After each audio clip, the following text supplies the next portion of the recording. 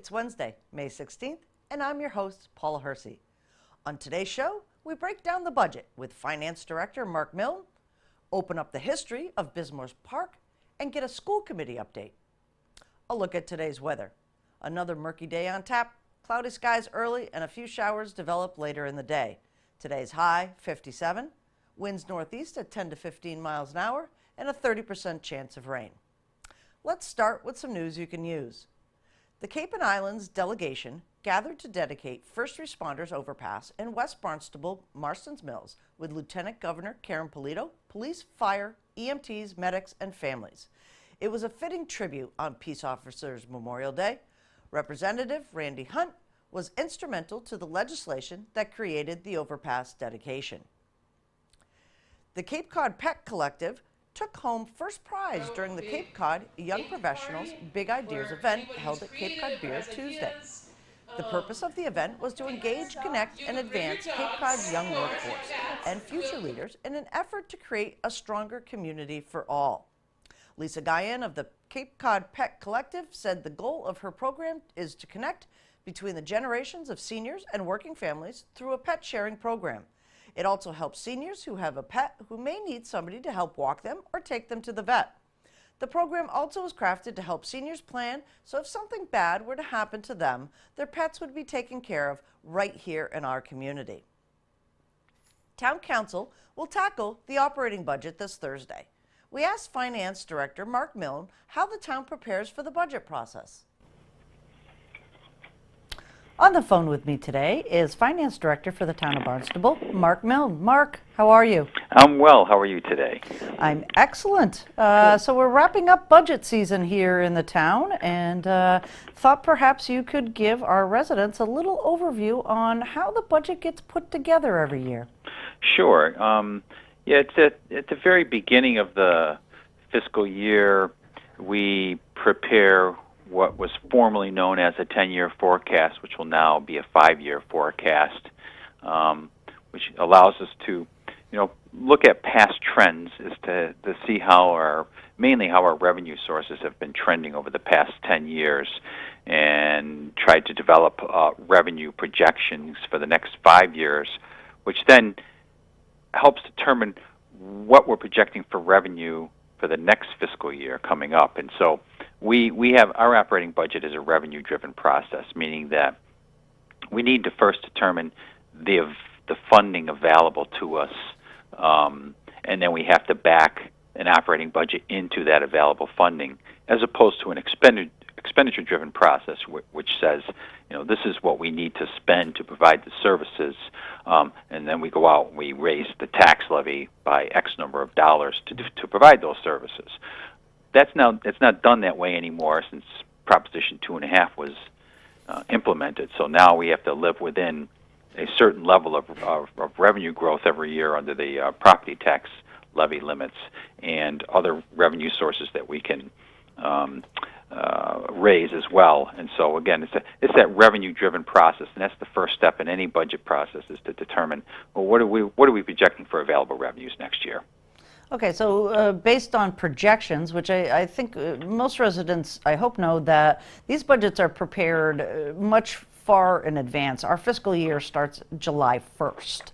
So this is actually for the this coming year. Yes, for the fiscal year beginning July 1st. This budget that is being proposed and will start deliberating at public hearings this Thursday evening will be those budgets that start July 1st.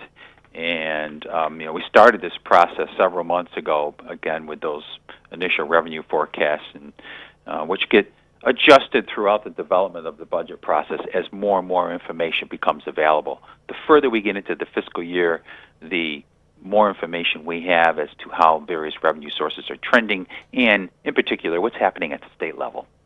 Right, so state level has something to do with our budget because there are monies allocated to the towns here on the Cape from the state budget, correct? Yes, we about 10 to 12% of our general fund operating budget is funded through revenue sharing with the state, and most of that comes in the form of Chapter 78 for education and unrestricted general government aid. And so it's almost it's almost about it's around $19 million out of our $172 million general fund operating budget is provided for from those state resources. But a majority of the resources that fund our budget is principally the property tax levy. About 70% of our general fund operating budget is financed through that property tax levy. And when we talk about the budget and the operating budget, just clarify for residents what operating budget really means. We had our capital improvement projects approved several weeks ago by the town council, which are more on the structures and the grounds of our buildings. And the operating budget is more people orientated, correct? Yeah, these are the services you receive, that the citizens receive. It's our education system. It's our police department. It's our public works operations, the highway division, their structures and maintaining structures and grounds and so forth, and the general administration, where your human resources and information technology and finance and legal operations reside. So these are all the service level departments that provide these services to the community. That's what's in the operating budget. As you said, the capital program is really dealing with the infrastructure of the town and either maintaining or improving that infrastructure. Was there anything in this operating budget this year that you can note that's a little different from years past, or has it just remained the same? Oh, this is a major reorganization in this operating budget, and we have several divisions being realigned under a new organizational structure, and we've restated all the operating budgets from previous years to reflect that. So that's the big change in this operating budget. From a service level perspective, that we think that the new reorganization of the operations better align the services that are provided to the community in accordance with the town council strategic plan. As far as changes to people, the only real significant change in overall in this operating budget is the fact that we're bringing in 3 additional civilian dispatchers in the police department, because now the police department is contracted with the Hyannis Fire District to provide dispatch services. And so we've added 3 additional civilian dispatch positions to the police department's budget. However, the Hyannis Fire District will be reimbursing the town for all the costs associated with those 3 positions. Excellent. Thank you for that. One final question for this is, where can residents get more information about the budget? Okay, the entire 400 and some odd page booklet can be found on the town's website under the finance division. We've also prepared a budget and brief document, which is 1/10 the size of the overall budget document, which is available on the website there as well. So if they want to look at either one of these documents, they are available in those PDF formats on the town's website. But hard copies are not available. Obviously, the hard copy books just cost too much to produce, so we can't provide a lot of those. But the website contains both the budget brief as well as the full document itself. Great. So folks can take a little light reading to the beach with them. Absolutely. help them sleep better at night. Take it to bed with them. There you go. Well, thank you for all your hard work. I know that it's a long process, and you're coming to the end of it. So hopefully everything goes smooth with Town Council on Thursday. Thank you. Thank you, Mark. Yep. Bye-bye. How did Bismore Park get its name?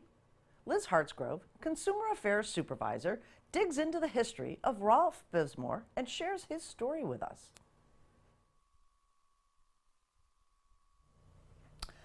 We have a history lesson for our viewers today. Do you know about Ralph Bismore and Bismore Park? With me today, Liz Hartsgrove, Consumer Affairs. You're going to tell us all about this. This is amazing. No, I'm so excited about this. It's so wonderful. And like you said, it's about our history as a town and why things are named, why places are named after people, and we're going to learn about that. Okay, so Ralph Bismore Memorial Park. Yep. We have some photos that are on loan from the family. How generous of them to entrust you with these just amazing photos. We actually looked through some of the stuff before the interview. So let's back up a little bit. Yeah. Tell us how and why you've come onto this project. Sure. So in collaboration actually with the Arts and Cultural Coordinator, who's doing a research project about actual town hall and the murals that are on the elevators, we started then diving into Bismore Park because she and I, Melissa Hirsch and I, are very involved with Bismore Park through parking and the arts and cultural, the shanties, artist shanties and stuff. So we work very well and very closely together on things like this. So, and we didn't know anything of Ralph Bismore and why Bismore Park was named after this gentleman. And so one of my gateway greeters began researching the project for me and was able to, through assistance with actually people who do genealogy at libraries, with the town of Dennis, actually assisted us in trying to locate family members still here on the Cape.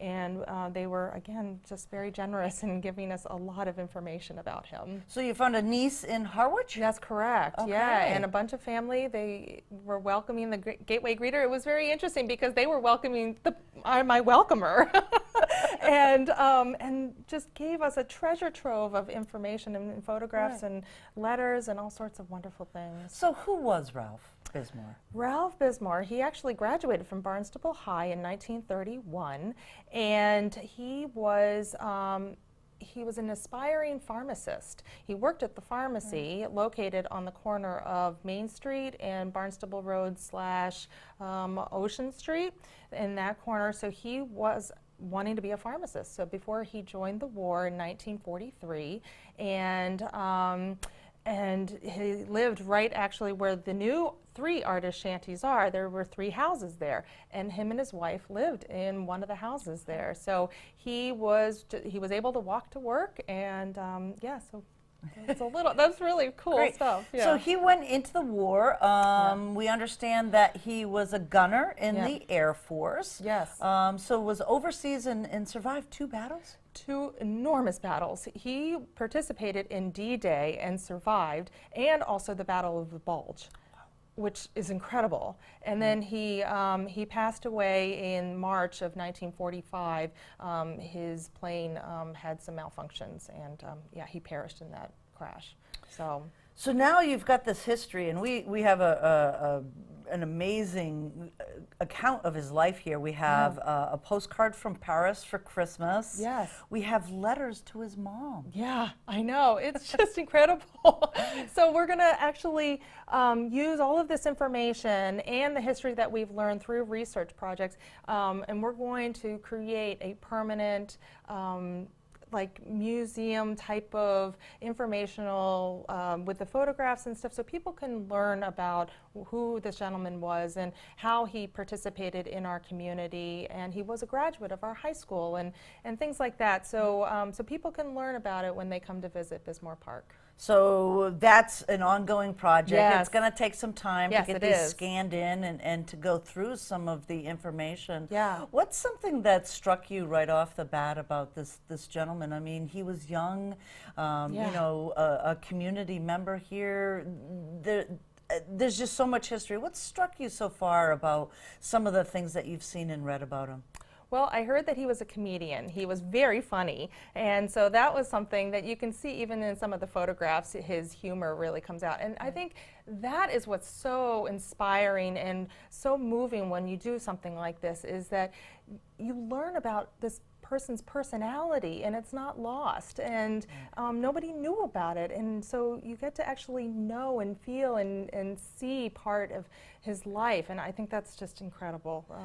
Well, I think residents will really look forward to getting this project up off the ground, Yeah. getting that walkway up from the sea with Yes. some history to his houses at the shanties, which I think is just an enormous kind of like juxtaposition of. It's very odd that we have 3 shanties on where 3 houses were, and we didn't even Exactly. know it until after this research project. So yes, it's one of those, it's just meant to be type of connections that Right. is just all falling into place, and it's so lovely to see it. And our history as and our legacy, our heritage of our community, it's really important that we don't forget about this. Excellent. Thanks so much for joining us, Liz. Thank you. The Barnstable School District has a new attorney. School Committee Chair Chris Joyce joins us in studio to talk about the importance of in-house legal counsel. we welcome Chris Joyce, Chair of the School Committee, to the studio. Welcome, Chris. Thank you very much. So, ever elusive, trying to get you into the studio, but we got you, so captive audience. Let's start into it.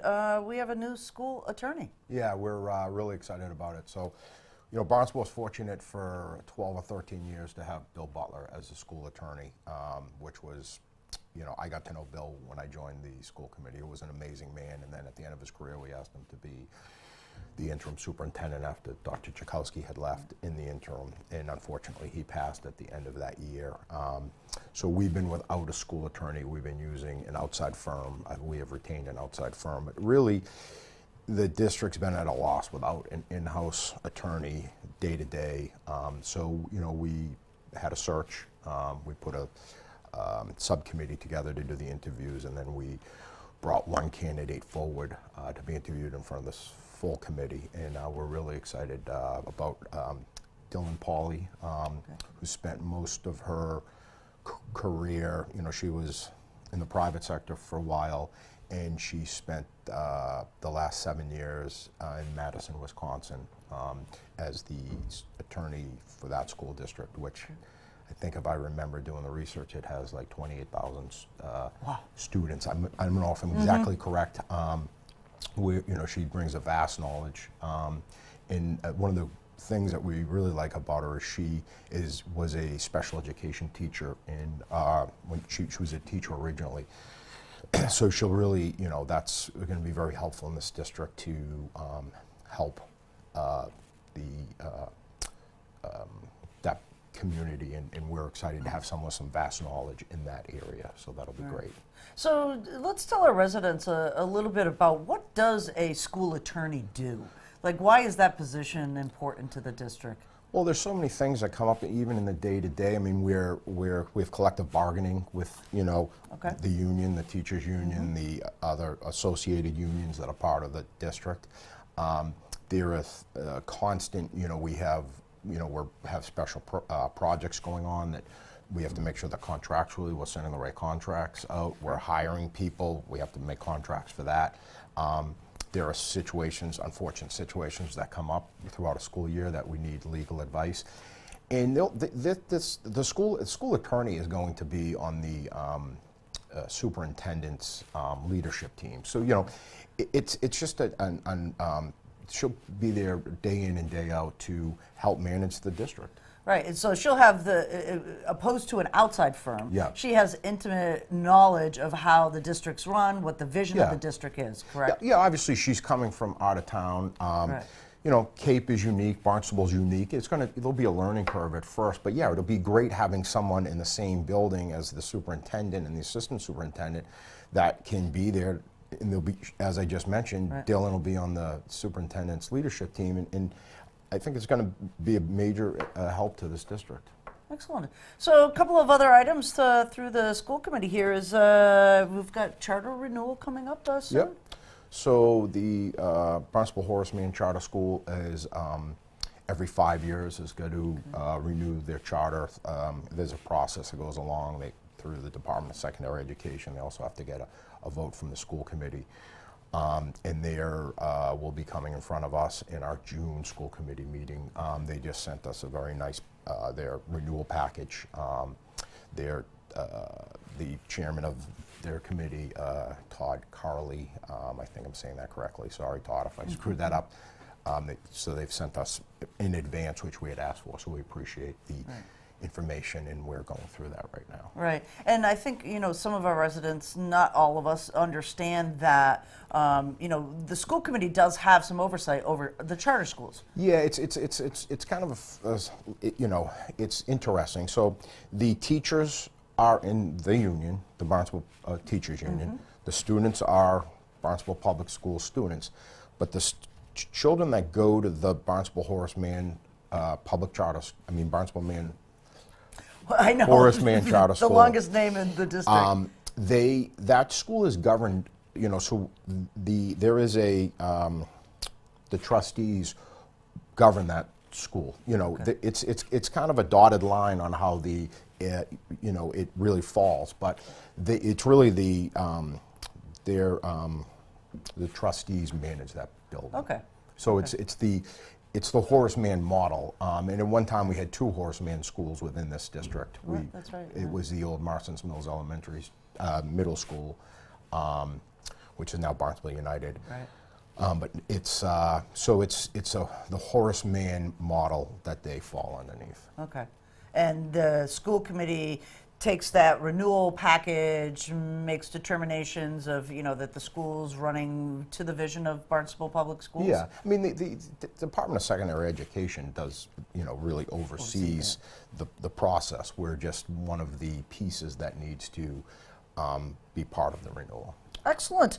Anything else that you want to talk about for school committee? Well, there's a lot of different things going on. I mean, we appreciate the relationship that the school has in the town. The 2 bodies work really well together, and we're excited about some of the capital improvement projects that we have coming up. We have, I don't know the exact number of square footage, but I think it's over 1 million square feet of building space that has to be managed, and the town, the relationship and the commitment that we have made in the town to try to upgrade these buildings and do some nice preventive maintenance. We're excited about an upcoming project of a new multi-use field. That is amazing. I can't wait to see that. It's going to be pretty exciting. It's long overdue. It's going to be a synthetic turf field. One of the, it's going to be used for soccer. It's going to be used for baseball and some other sports. And one of the nice things is, as everyone knows, spring on Cape Cod with, April, late March, April, and even May, it rains often, it's cold, and so many games get canceled. And the opportunity to have a synthetic turf field, I really think is going to make the spring sports season flow better.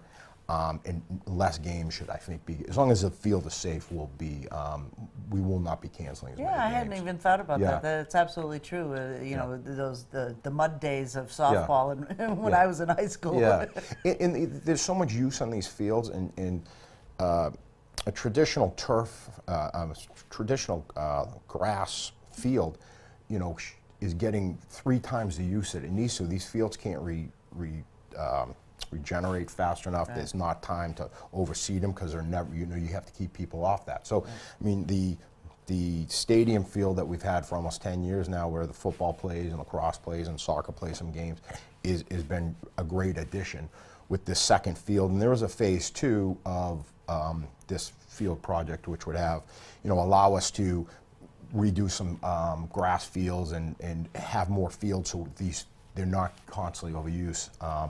So we're pretty excited about it. Excellent. Yeah. Well, it's a great job out there in the school committee. Yeah. We really appreciate you taking time out of your busy day. Your day job at this point in time is crazy busy with the spring just springing. So it's all good. So thank you very much. I appreciate it. Thank you, Chris. Thank you. Here's a look at the community calendar. Habitat for Humanity of Cape Cod will soon begin construction of 4 new affordable homes in Marston's Mills, and have invited the public to a special kickoff celebration. The celebration will take place on this Thursday, May 18th at the Liberty Hall Club in Marston's Mills at 5:30 p.m. Learn more about the project, the organization, as well as meet the families who will benefit from these homes. The town of Barnstable was instrumental in getting the project off the ground. Following the celebration, construction of the 4 new homes will begin on June 9th. Ready for shell fishing season?